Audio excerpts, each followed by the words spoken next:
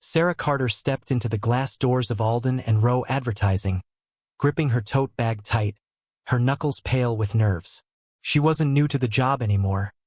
It had been almost a year, but it never stopped feeling like she didn't belong. At 32, Sarah was what most would call plain. Her brown hair was always tied back in a low bun. She wore the same 2 pairs of modest heels on rotation, and her voice was soft, too soft, they said. She didn't wear makeup except a touch of lip balm, and her clothes were neat, but never stylish. She blended in so well people often forgot she was even in the room. But Sarah didn't mind. She came to work, did her job with care, never gossiped, and always stayed late if needed. She wasn't there to be liked, just respected. That, however, was proving to be much harder, especially with him around. Michael Drexler, creative director, the golden boy of the company. Tall, smug, and always with a laugh too loud.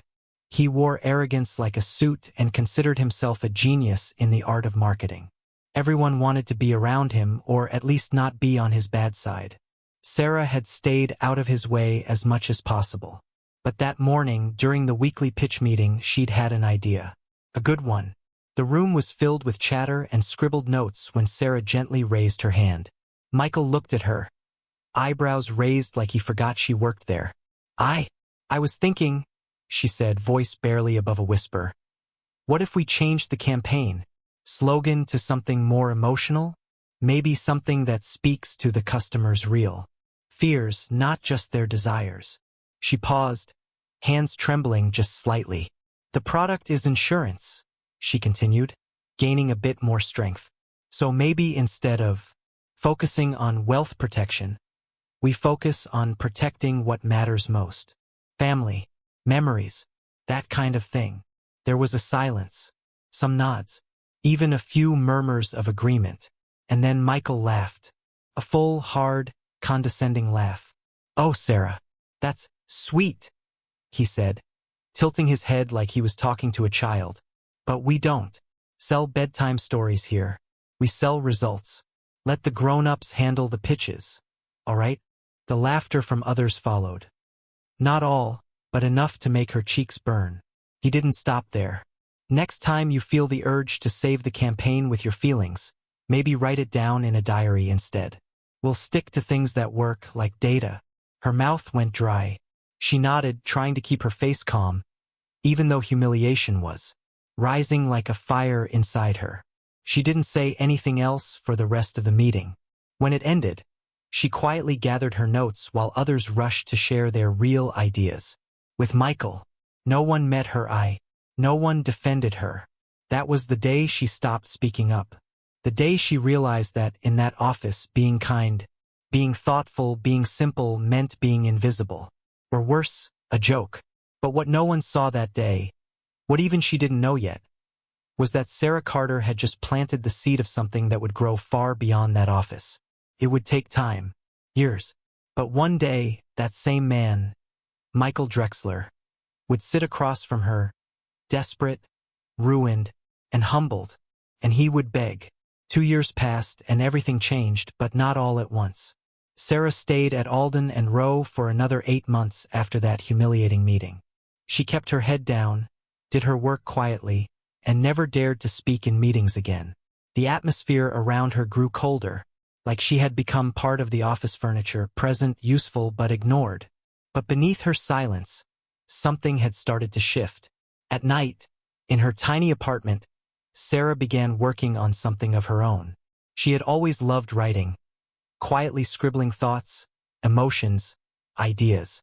And her idea about emotional marketing, the one that Michael had mocked, wouldn't leave her mind. So she tested it. On her own terms. She created a blog. Nothing fancy, just her laptop, a free domain, and her thoughts. She called it Heartspeak, a place where she wrote about marketing from a human perspective. No cold data, no manipulative tactics, just storytelling. Real emotions, real people, real connection. At first, only a handful of people read it. But she didn't stop. She wrote 3 times a week, analyzing major ad campaigns, rewriting slogans with emotional depth, telling stories about people behind the products. Then one day, her article on the human cost of cold marketing went viral. It wasn't just thoughtful, it was raw, vulnerable, and brutally honest about how companies often miss the mark by treating people like numbers. People resonated with her words. Within weeks, her blog exploded. She was invited on podcasts, interviewed for marketing magazines, and even approached by small businesses asking for help. Sarah Carter, the woman who was laughed at for caring too much, was now a name in a very different kind of advertising world. She quit Alden and Rowe quietly, without any drama.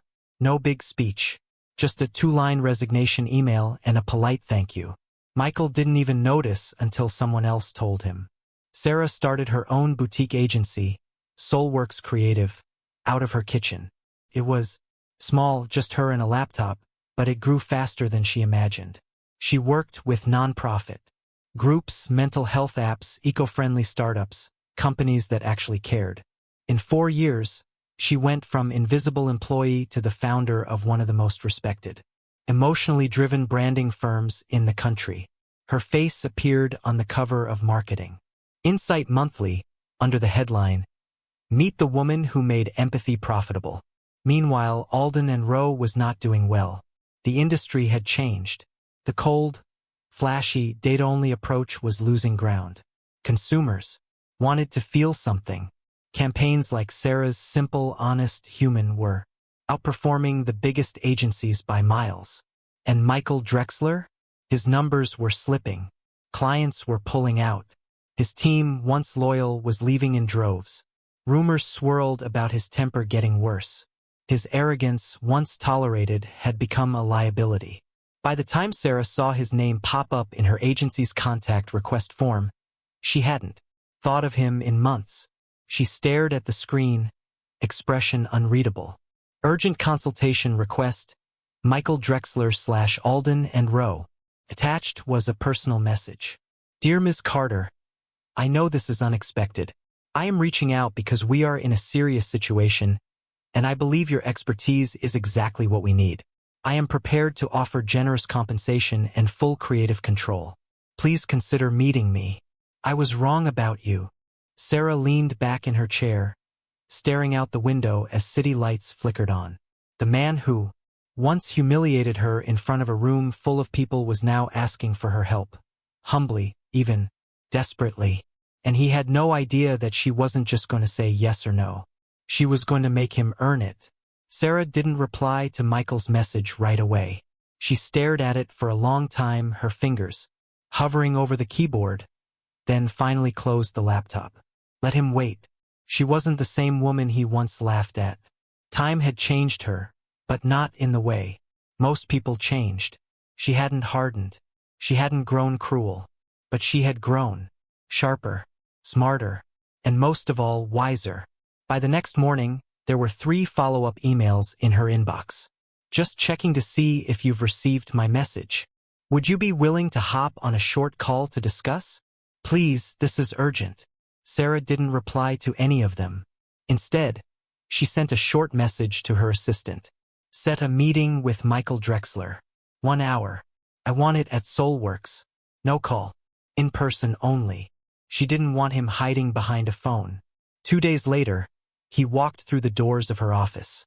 He looked smaller. Not physically, but something about him had changed. His suit still looked expensive, but it didn't sit on him with the same confidence. His hair was thinner.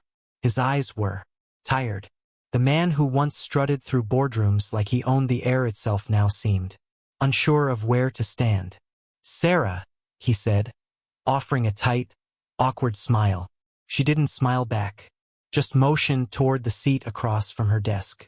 He sat. There was a long silence. I appreciate you agreeing to see me, he began, voice lower than she remembered. I know I'm probably the last person you expected to hear from. Sarah leaned back, crossing her arms. Not the last, but close. He swallowed hard. We're in trouble. Alden and Rowe, the board's on edge. Clients have pulled out. Our numbers have dropped significantly over the past year. We've tried everything, data-driven campaigns, influencer partnerships, even aggressive SEO. Nothing's Working. Why are you telling me this? She asked calmly. Michael's jaw clenched slightly. Because you were right. About all of it. People want connection, emotion, meaning. And you, your agency, you're leading the new wave. I've read everything you've published. Your campaigns are brilliant. She raised an eyebrow. You mean the ones that belong in a diary? He winced, shame flickering across his face. I deserved that. She let the moment hang, then asked, What do you want from me, Michael? He exhaled. We need a full brand rebuild. From the inside out.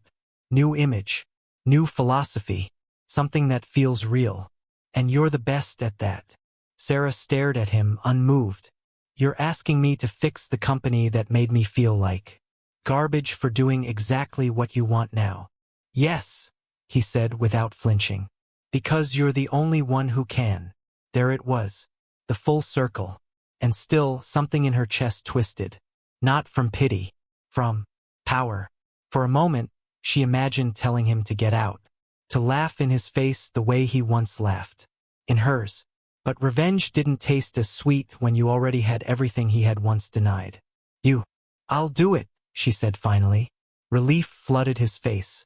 But, she continued, it's going to cost you. Of course. Whatever you. No, she cut in. I don't mean money. He looked confused. I want a public statement, she said. From you. On every one of your platforms. A full acknowledgement. You name what you did, how wrong it was, and why you're now turning to the person you once humiliated. He blinked, stunned. That's the price, Michael. If you can't own what you did, publicly, then I'm not the right fit. It was like watching a man swallow broken glass. But he nodded. I'll do it. Sarah leaned forward slightly. Then we'll begin. And as he stood up, she noticed his hands trembling. He had lost everything he thought made him powerful. And she, simple, quiet Sarah, had become the kind of woman even wolves came crawling to. The next morning, Sarah sipped her coffee as she scrolled through LinkedIn. She wasn't even surprised when she saw it. There, right in the center of her feed, was a post from Michael Drexler. A long one, bold, visible, and already gathering reactions like a brushfire. I owe someone an apology. Years ago, I publicly humiliated a colleague during a team meeting at Alden and Rowe. Her name is Sarah Carter. She offered an idea, one rooted in empathy and emotion, and I laughed. I dismissed her in front of everyone. I called her small. I was wrong. Today, that same woman runs one of the most respected marketing agencies in the country, and I have come to her, not just for help, but to acknowledge what I failed to see then. Talent, vision, integrity. I am sharing this not for sympathy, but because accountability matters. I was part of a culture that silenced quiet voices. Was the reason someone brilliant almost gave up. Let this be a lesson, especially to men in power. Arrogance has no place where growth should be. Sarah read it twice. It wasn't perfect. It didn't erase what he'd done. But it was raw and public. Exactly what she'd asked for. She refreshed the page again an hour later. Thousands of reactions. Hundreds of comments. Most were supportive. Some skeptical. A few were angry. But the truth had been laid bare. And now everyone knew. Later that afternoon, Michael arrived at her office with the first batch of internal documents. Brand guidelines, strategy briefs, past campaign results. Sarah didn't smile when she greeted him, but she did shake his hand. Over the next few days, they began the work. Sarah wasn't easy on him. She asked questions he didn't want to answer. What does Alden and Rowe actually stand for? What's your voice when no one's watching? Why should people trust you again? Michael tried to hide behind polished phrases, but Sarah cut through everyone. He hated it, but he took it. This time, he listened. They worked late into evenings, rebuilding the company's image from the ground up. Sarah met with department heads, reviewed every ad they'd pushed in the last 2 years, talked to former clients who had walked away. Slowly, she began to craft something new. Not just a campaign, but a transformation. She wasn't just branding a company. She was forcing it to reckon with what it had become. And Michael? He was different. Not completely, but enough. He still winced when she challenged him, still carried himself with a hint of his old pride. But now there was a humility. Underneath it, a man stripped down to what was real. One night, nearly 2 weeks in, as they sat reviewing tagline drafts, he paused. "You ever think about that day?" he asked, not looking up from the table. Sarah didn't answer right away. "Every now and then. I think about it a lot," he said. "I was scared of how right you were, of how little I really understood, and I lashed out to stay in control." She met his eyes. "You didn't have to humiliate me." "I know." Silence filled the room.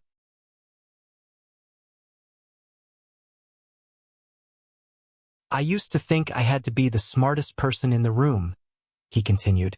"Now I know I just need to know when to shut up and listen." Sarah gave a small nod. "That's a start." They worked until midnight that night. No anger, no tension, just two people trying to undo years of damage. By the end of the 3rd week, the campaign was ready. A bold, emotional rebrand centered on trust, truth, and transformation. It wasn't just for the clients. It was for the people who had been ignored, silenced, mocked, people like Sarah once was. And as the launch date neared, Michael stood in front of his entire company and introduced the new campaign not as a victory but as a reckoning. Sarah watched from the back of the room. No one laughed this time. The campaign launch hit the industry like a shockwave. Alden and Rowe's first release under Sarah's direction was a short film, only 90 seconds long. No fast cuts, no celebrity cameos, no artificial hype. Just a quiet, deeply personal story of a man losing his job, struggling to hold his family together, and finding hope again through a company that treated him like a human being instead of a number. It ended with a simple message. It's not about selling. It's about seeing. The internet lit up. People cried, shared it, commented things like, "Finally, a brand that gets it," and "Whoever made this deserves every award." They didn't just like the ad, they trusted it. And in an industry that had spent decades chasing attention over meaning, trust was suddenly worth more than gold. Michael stood beside Sarah during interviews, but he never took the spotlight. He credited her in every sentence, sometimes to the point of awkwardness. For the first time in his career, he wasn't the face of success. He was the man who almost lost it all, saved by the woman he'd once pushed aside. And people respected him more for it. Sarah was invited to speak at conferences. Magazine covers requested exclusive shoots. Even brands that had once ignored her emails were now offering her 7-figure contracts to work with them. But she didn't take every offer. She chose carefully small, purpose-driven businesses, startups, run by women, community-based organizations that couldn't afford huge agencies but deserved a real voice. Her power wasn't in being popular. It was in being intentional. One evening, about a month after the campaign's release, Sarah sat at home with a glass of wine, scrolling through her old photos. She found one from her days at Alden and Rowe, a blurry shot taken during a team retreat. There she was, standing at the edge of the group, barely visible, holding a notebook. She remembered that version of herself, the one who bit her tongue, the one who cried in the bathroom after meetings, the one who thought humility meant staying small. But not anymore. Her phone buzzed. A message from Michael. "Just wanted to say thank you again. The campaign saved more than just the company, it changed me too. Truly. Let me know if you ever want to collaborate again. No ego, just respect." She stared at the message for a long time, then typed a short reply. "You're welcome. And remember, don't talk over the quiet ones." She smiled, put the phone down, and exhaled. But somewhere deep down, a thought tugged at her. The journey wasn't over. Because while Michael had been the first to return, humbled and desperate, she knew he wouldn't be the last. There were others just like him, Men and women in power who had stepped on people like her, who had used silence as a weapon, who had built their thrones on the backs of the invisible, and now they were crumbling, because the world was changing, because she was part of that change. A few weeks later, Sarah was invited to a major industry summit in New York, the future of branding 2025. She had been asked to give a keynote speech. It was a strange feeling. Just 5 years ago, she wouldn't have even been invited to attend, let alone speak. She walked onto the stage in a dark blue blazer, nothing flashy, just clean and firm. As she stood in front of a sea of executives, marketers, and startup founders, she didn't read from a script. She spoke from the scar. "I used to believe that being good at your job was enough," she began, voice steady. "That if you worked hard, stayed quiet, and followed the rules, someone would notice. Respect would come. Opportunities would come." She paused. They didn't.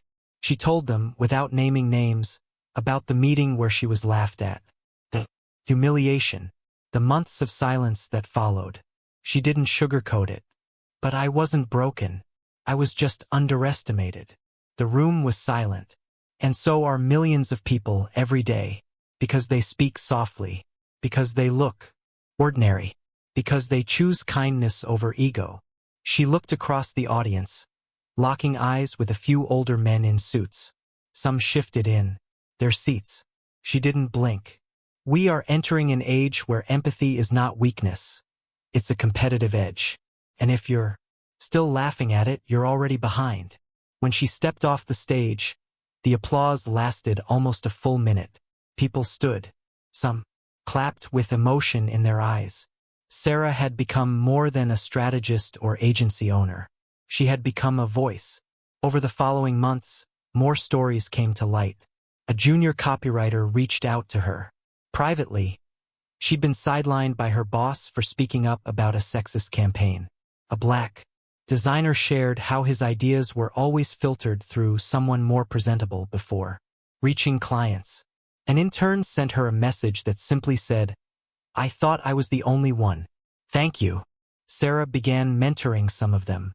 Quietly, no press, no social media noise. She started a program through Soulworks, the overlooked project, focused on empowering voices that had been ignored, especially women, people of color, and neurodivergent creatives in corporate spaces. And while she was lifting others, she never stopped building. Soulworks expanded into London, then Toronto. It wasn't just an agency anymore, it was a movement. People wanted to belong to something real. One day, as she walked into her main office, her assistant caught up to her, holding an envelope. "This came for you. No return address." Sarah opened it slowly. Inside was a handwritten letter. "Dear Sarah, you don't know me, but I remember what they did to you. I was there. I didn't laugh, but I didn't stop it either. I told myself it wasn't my place. I've thought about that for years. I just wanted to say, I'm sorry. I should have said something. You changed everything. Thank you." A silent one no longer. She folded the letter and held it for a moment, heart caught somewhere between grief and peace. It was a small apology. Anonymous. Late. But it mattered. Because silence had always been the most brutal kind of violence, the kind that doesn't slap or scream but erases.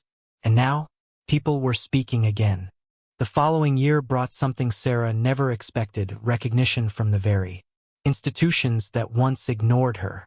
She was nominated for the Global Impact Award in Ethical Branding, and while the nomination itself felt surreal, it wasn't what moved her most. It was the list of finalists. Among them were 2 other women, both of whom had privately told her they started their own agencies after reading her early blog posts. That night, during the award ceremony in a grand hall filled with the industry's most influential figures, Sarah didn't wear a designer gown.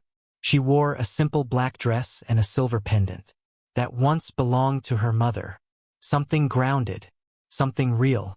She won. But as she walked up to the stage to accept the award, she didn't bask in the spotlight. She brought a folded piece of paper with her, the one she'd carried since the night she first cried in a bathroom stall after Michael humiliated her. On it were just 4 lines. A quiet promise she'd made to herself. You will survive this. You will grow from this. One day they'll hear your voice, and they won't forget it. She unfolded it on stage, holding it up. This, she said softly, is what I wrote to myself the day I almost quit. Not just the job, but the dream. Because humiliation doesn't just bruise your ego. It eats at your worth. But I kept going. Quietly, carefully, and eventually with fury. The audience leaned in, utterly silent. This award isn't mine. It belongs to every person who's been laughed at in a meeting, who was told they weren't leadership material because they were too gentle, too kind, too simple. You are not small. They just couldn't see you. She stepped off the stage not as a victor, but as a symbol. And yet, even with all the accolades, she stayed who she always was. At Soulworks, she still made coffee for the interns. She still reviewed junior copy decks herself. She still walked to work when the weather was nice and waved at the bakery lady who always gave her the day-old rye bread for free. But something inside had changed. Not her values, her limits. She no longer tolerated disrespect disguised as constructive feedback. She no longer bit her tongue to keep the peace. She no longer gave her ideas away for free just to be accepted. And when her team came to her with concerns about a large client behaving unethically, she didn't hesitate. She dropped them. It cost her over $600,000 in projected revenue. But her agency stood taller because of it. And so did her people. That same month, she was contacted by a publishing house. They wanted her to write a book, not a marketing manual, a memoir. She hesitated. She'd built her brand on other people's stories, on empathy, on emotion, but telling her own still made her uneasy. Vulnerability had once been used against her. But after a long walk through the city she once felt invisible in, she made her decision. She would write it, not for fame, not for pity, but for the girl still sitting silently in a meeting room somewhere, wondering if her ideas were worth saying out loud. The book, titled Louder in Silence, hit the shelves 6 months later. Sarah had written it in the early mornings, long before work began, in a quiet corner of her apartment overlooking the city skyline. She didn't dramatize her journey. She didn't name-drop or seek revenge through printed words. Instead, she told the truth about being overlooked, belittled, dismissed, about crying in stairwells and questioning her worth, about building something beautiful from the very ashes people left her in. The first chapter was the same moment that started everything. The meeting where Michael Drexler laughed at her. But the last chapter, that was about the quiet power of choosing forgiveness, not as a gift to those who hurt you, but as a release for yourself. The book climbed to the top of business and leadership charts. But again, it wasn't the praise that mattered to Sarah. It was the letters. Emails poured in from women in tech, from immigrant founders who never fit the CEO mold, from mothers who returned to work only to be told they were rusty.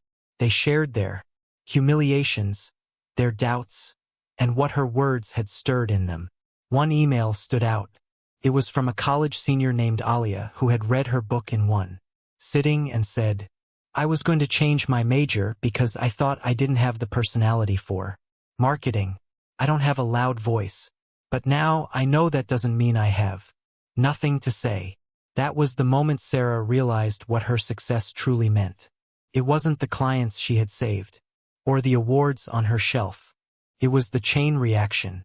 She had become proof, living evidence that you could rise without cruelty, lead without ego, and win without stepping on anyone.